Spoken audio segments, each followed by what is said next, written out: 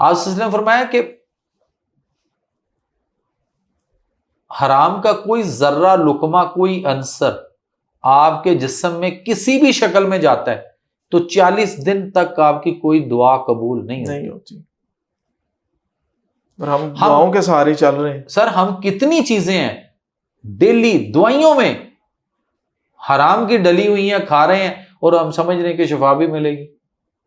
हम समझ रहे हैं क्या हमारी दुआएं कबूल क्यों नहीं हो रही। एक इंसुलिन सर सुअर के लबलबे से भी सेक्रीशंस करके उसकी इंसुलिन अंदर से निकालकर वो भी पैक करके पेशेंट शुगर को लगाने के लिए दी जा रही। मुझे बताइए क्या होगा। लिखें गूगल पे लिखें सोर्स ऑफ इंसुलिन, एंटर मारें, सर्च पे क्लिक करें, आपके सामने लॉट ऑफ वेबसाइट खुलेंगी। Pork pork pork pork pork लिखा होगा। पोर्क भी सुअर को कहते हैं, पेग भी सुअर को कहते हैं। बताइए मैंने पेशेंट्स को लोगों को मैंने मस्जिद नबवी में रमजान में इत्तिकाफ में लगाते देखा है, मैंने हरम में बैतुल्ला में लगाते देखा है, मैंने हज के दिन अरफा के मैदान में लोगों को लगाते देखा है और 2 इहराम उठा के वो फिर रहे हैं। ये दूसरा क्यों उठाया हुआ है हाय साहब। वो जी ये कोई नपाकी नपुकी हो जाए सर एहराम पे जो मैंने बांधा हुआ है तो मैं फौरन चेंज कर सकूं। मैं वो नपाकी में तो देखें जी हज है, बड़ा फरीजा है, इतनी दूर इतने पैसे लगा के आए। मैं क्या अच्छा इस पे थोड़े से छींटे पड़ जाए तो क्या होगा, तो नमाज नहीं होगी, बड़े मसले हो जाएंगे, नपाकी रहेगी। तो ठीक हो गया। तो मैं जी इंसुलिन लगा रहे हो और बड़ा कुछ है। ये जो एक सर हम सायों की मुर्गी पकड़ के बिस्मिल्लाह अल्लाह अकबर करके खा लें तो हलाल तो नहीं हुई ना, कि हो गई।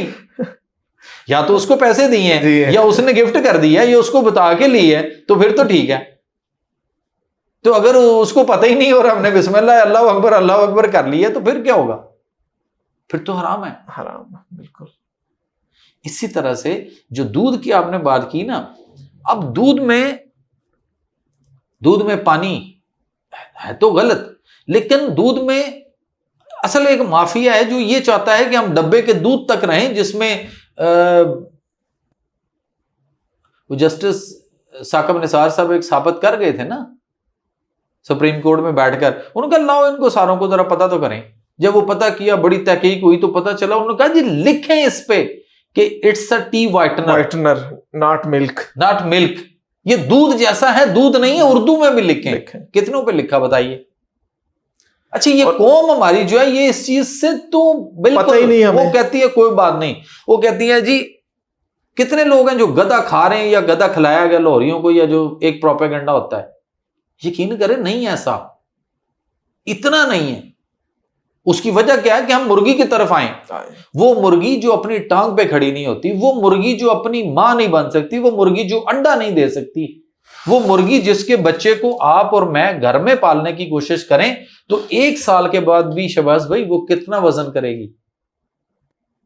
मे भी आप 1 साल के बाद भी प्रैक्टिकली किया हमने, 1 साल बाद भी आप उसको जिबा करते हुए सोचेंगे यार इसमें से क्या निकलना है, ये तो किलो भी गोश्त नहीं निकलेगा।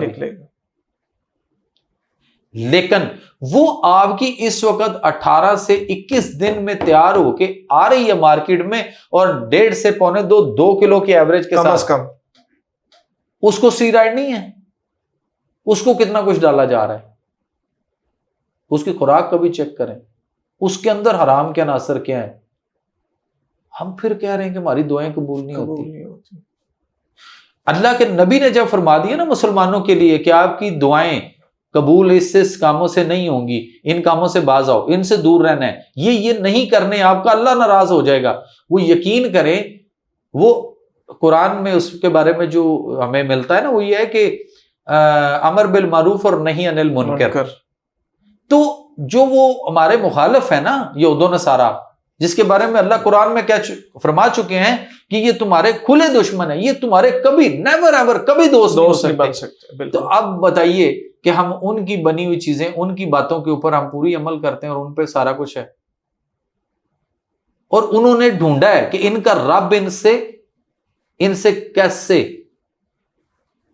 क्या हुक्म फैसला करता है, उन्होंने कहा वो काम इनसे करवा दो, ये वो करें, तो फिर इनको फिर कहां से मदद आएगी। वो वाला हिसाब हुआ बड़ा। अब इतनी आबादी मुसलमानों की 313 नहीं मिल रही।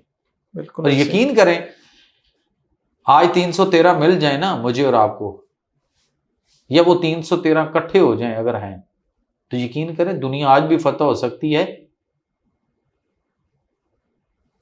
अल्लाह ने कुरान में फरमाया कि निकलो अपने घरों से, खा तुम हल्के हो या भारी। जब तुम इस काम के लिए निकलोगे ना, तो अल्लाह फरमाते हैं कि हम तुम्हारे साथ 5000 फरिश्ते तैनात कर देंगे। ये अल्लाह का वादा है, बिल्कुल कर देंगे।